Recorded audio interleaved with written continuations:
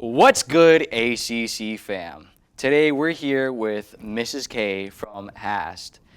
Let's get on with the questions. First, what inspired you to become a science teacher? So back in 1999, my grandfather was diagnosed with cancer, and when I would come home from college, I would take care of him. So right after that, then my dad got sick. He had to have an open heart transplant.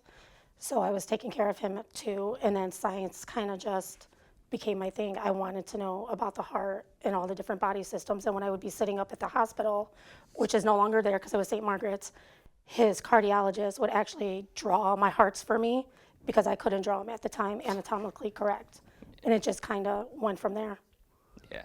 What is one of the most memorable moments you've had in the classroom with your students? It was probably my first year teaching at HAST. It was in seventh grade. The kids were doing a heart dissection, and I was told from the sixth grade teachers about a student who wanted to be a cardiothoracic surgeon. So I personally let him dissect his own heart. And for a child and a student being only in seventh grade at the time, knew everything possible about the heart. He knew the left ventricle, he knew the right atrium, he knew the pericardium, he knew everything. It was like I was blown away. And I still go back to that day telling students about him. How do you manage students who might find science challenging? I work with them a little harder. I usually will take more time with them and work one-on-one.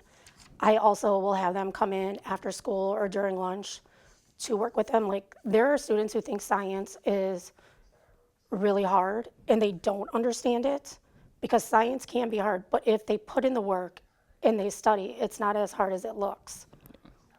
And what is the most rewarding part of teaching science?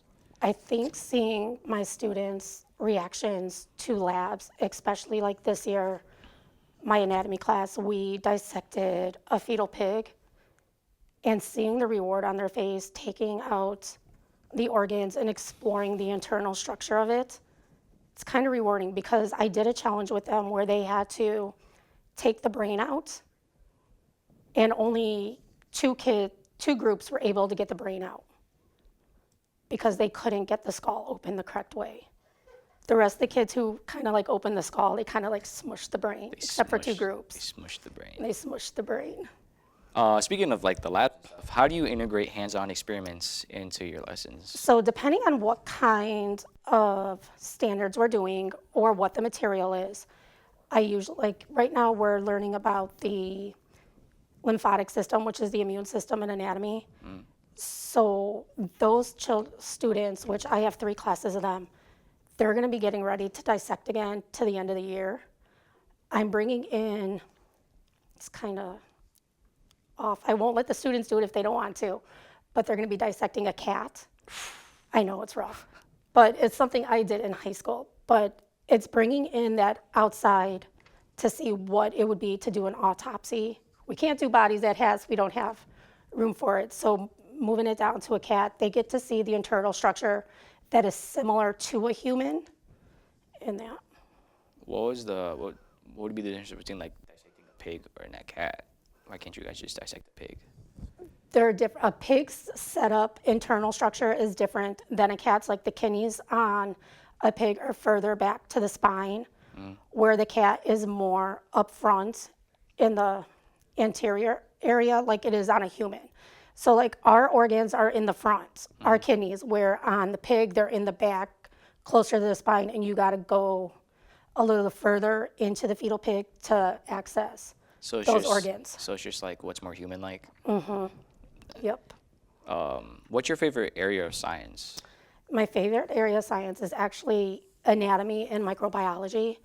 Anatomy, because it's just one specific substance. It's doing all the body systems. So it's covering the cardiovascular with the heart, the respiratory with the lungs. Microbiology gets a little deeper because it's dealing with viruses and fungi and actually culturing plates and bacteria and watching them grow on a culture plate and incubating them. We recently did a lab with the biology students right before spring break. It was patient 0. They had to figure out who patient 0 was, and they kind of spread a school-generated E. coli virus around their class. They used gloves. They basically shook hands. They cultured their finger plate, and then we incubated them for 48 hours to see the growth. Now, each class was different because of the amount of students in the class. So like my first hour, I was patient 0, but they couldn't figure that out. And then my 4th hour, I actually had a student. So depending on how the growth went, they were able to track and concept mapped who patient 0 was by who infected who, shaking hands. How's like science changed since you first started teaching, and has that influenced how you teach? It has changed a lot. One thing is we usually did state standards, meaning everybody had a specific standard they had to state, and you had to follow those standards. And it was kind of universal throughout the state of Indiana. Now they moved to what is next generation standards. It's basically worldwide. So everybody is on the same plate. It just depends on how you teach it and when you teach it. Like teaching at HAST, as long as you follow the standards, you're fine. There's not a set curriculum. I've made my own curriculum. Even in 7th grade, my curriculum was made by me, and now up in the high school, I was left with nothing. So I've made the entire anatomy curriculum and the biology curriculum. And then I have to create a new curriculum next year for AP biology. Would you say that's harder than following a set curriculum? Or It is. It is harder because it's not given to you. Like it wasn't passed down, like curriculum wasn't passed down from one teacher to another. So I kind of went in blind upstairs this year in the high school. Wasn't really sure how the standards were because they're different than 7th grade. So I kind of followed my own concept map and standard map of if I start here with basics of anatomy and I could finish the year with the reproduction system, as long as you get it in, even if it's a week worth of material for those kids, they still understand it by the time they're done. Yeah. How do you keep your passion for teaching science after so many years of teaching it? So what I've been doing is I've been going to summer classes. Last summer, I actually did a internship at Indiana University in the biology center. We worked with 10 different teachers through the state of Indiana. There were only 10 picked. They gave you curriculum to bring in, and it was actually curriculum that I was able to use within the class. So like biology, we worked with fruit flies, which is known as Drosophila.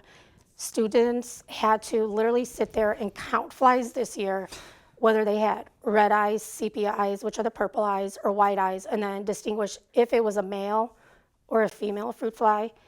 And anything I did with the Indiana University, all I had to do was reach out to those professors, and they send you all the material. And then this summer, so I'm more prepared for AP Bio next year, I have to go to a conference for an entire week at Notre Dame and Indianapolis. So I'm prepared come August on how to teach AP Bio because it's a college level biology class. Would you say that teaching the high school is like a lot harder than teaching the middle school? It is a lot harder. You know, I was in 7th grade because I taught you. This was something that was needed for me to go upstairs because every year the students ask, do I want to go upstairs and follow them? And I tell them no.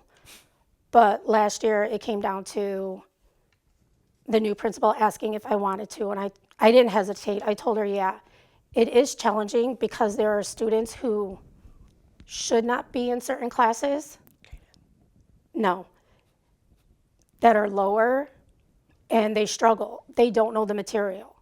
So you have to push them a little harder to understand the material and take a step back and realize that they're not going to get it the first try. My biology students, which are kind of the high freshmen, they understand the material. So we're pretty good on that. My anatomy class, however, there are students that struggle big time because it's strictly anatomy and the different body organs and systems. Well, that's all the time we have for today. Thank you for coming in and welcome. for coming to the interview. And I guess I'll see you next time. Yes, whenever. you will. Come back to HAST.